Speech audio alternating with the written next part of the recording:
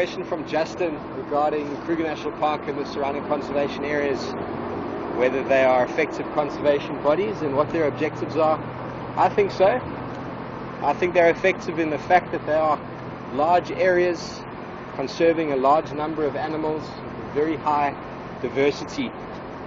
I know that they are expanding every single year. The year before last, they expanded another 1.5 million hectares into Mozambique, which has given botanists and a lot of Kruger Park scientists the ability to visit areas in Mozambique that have never been studied before because of conflicts between South Africa and Mozambique in the past. And I've been through to some of those areas where the vegetation is completely different because of the soil. Right up in the north, it becomes very sandy. There's evidence of an old coastline, the sandveld, duneveld. But as far as conservation is concerned, I think yes, Kruger Park and surrounding is doing a very good job. I know that there's a lot more work to be done, but as far as the goals are to protect biodiversity, which is happening. Also research is one of their major objectives, learning a lot more about specific endangered animals, conserving them. Conservation of a lot of these endangered species has not worked as well as they'd hoped, but they are putting a lot of effort into that. But I think essentially the crux of the matter is if the money that's being generated through all of these activities, if they're going to the right people, and if the money is being generated is going to the right direction in the Kruger National Park, that's another question that needs to be asked. But I think as a whole, the Kruger National Park and the surroundings do a very good job as far as conservation and education. We just need to develop the social, the people outside the Kruger Park more, the communities living on the doorstep of Kruger, people that a lot of them don't quite understand the need for vast tracts of land of untouched bushveld when they could utilize it for wood and resources. So I think education is their biggest challenge at the moment. And slowly but surely they are starting to improve. When it comes to the private sort of areas around the Kruger Park, the smaller reserves, they're having to generate a lot more education and a lot more development for locals. The government has only got so many resources when it comes to social development, unfortunately. And that's why in the Kruger Park, a number of the concessions, the private concessions, are generating huge income, not just for the Kruger Park, but jobs for those living outside the Kruger Park, people who otherwise wouldn't have anywhere to work. I mean, if you look around, there's not much to do here as far as job upliftment. So by creating jobs through lodges and through ecotourism operations, I think it's going to benefit the local communities a lot more than the Kruger Park itself has in the last 50 years. I hope that answers your question, Justin.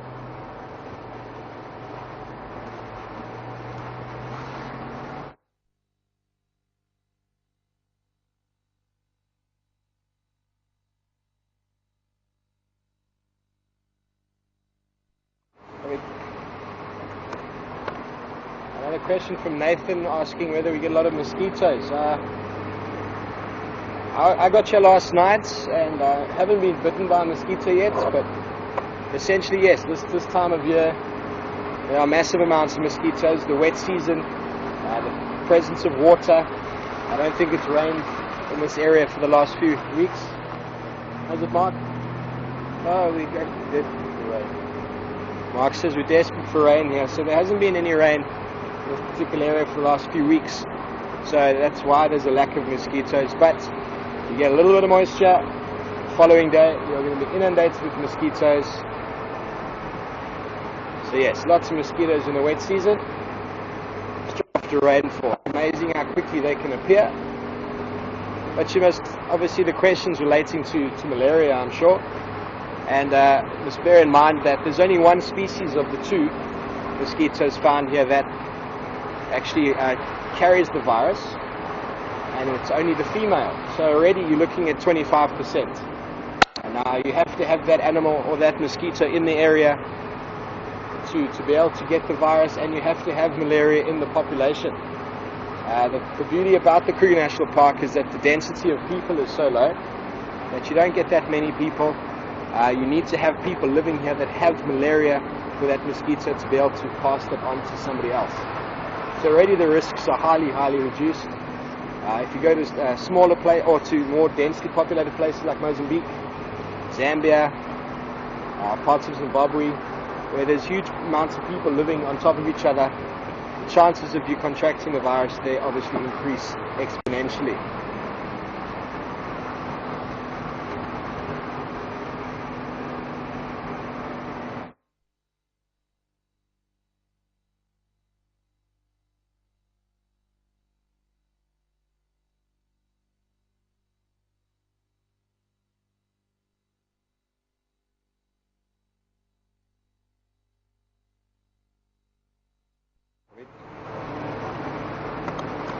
Another question from Justin asking what the long-term goals of South Africa conservation, and essentially it is to, I mean I don't know them all off by heart, but I have a bit of an understanding of what it is they'd like to achieve. They want to conserve biodiversity and conserve the natural state of the Kruger National Park and the parks in South Africa for the future generations. They want to uplift the communities, allow local people to be able to survive sustainably in and around the Kruger National Park without any adverse effects to the population of the Kruger Park or to the ecosystem here. And obviously they want to improve the status of the rare and endangered species through research. I'm sure there's probably another couple smaller ones there, but also obviously it goes hand in hand with the growth of the Kruger National Park, and every single year they are getting bigger. The eastern side, there are fences have been dropped with Mozambique, and there are smaller areas that they're looking to increase too as well. So the bigger the area can get, the less management is required, and the better it will be in the long run, ecologically.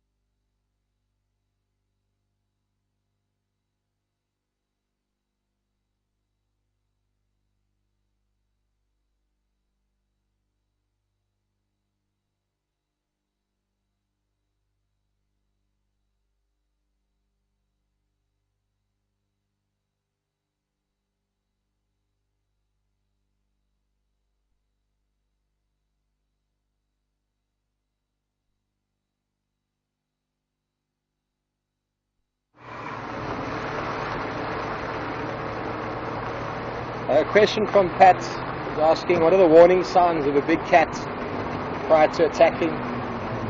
Well, it's quite simple really. Actually, you can feel it. Most people can. You can get a gut feeling. The cat looks straight through you. His eyes become very intense. They look directly at you. They don't move. They might go quite low to the ground. The ears will go flat. But then the final call is that tail starts to flick. In the case of a lion, once that tail is flicked, you can be absolutely sure that animal is almost about to charge. You could almost get half a breath in before it happens, but you shouldn't get to that stage. If you've gotten to the stage where the tail starts to flick, you've been pushing that cat too far. Essentially, a predator shows its intentions a long time before you need to react in any way. And you will be approaching it from a distance. It will give you certain warning signs like a lowered posture or an intense stare. By that stage you should already have stopped your vehicle and reversed back or given it space. When it comes to being on foot, when that happens, when the animal is looking at you like that, it's best to just stand very still, keeping your eyes on the cat, and take a few very small quiet steps backwards, watching the behavior of that animal until it basically starts to relax again, then you get out of there. Obviously you never ever turn your back on a cat. You'll just become it'll probably turn and or probably come and take you out. So that's just the way it works.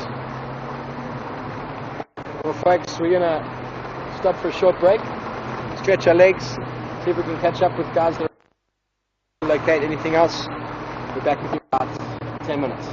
Enjoy.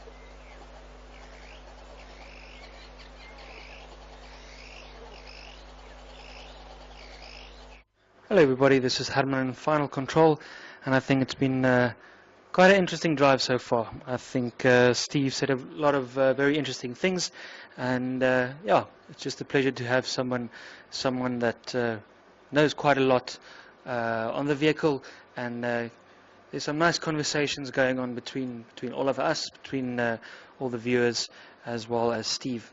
Thank you very much for watching the first part of our PM Safari this afternoon. Mark is on camera, myself, Herman, is in Final Control, and Steve is presenting. Please join us in about 10 minutes time when we'll be cutting back to the jigger, and hopefully we won't only be talking but be spending some time with some of the bigger animals. Not that the small ones aren't interesting, but it's always a treat to be able to spend some time with some cats as the sun sets here in Africa. Thank you very much for joining us. I'll talk to you guys again soon.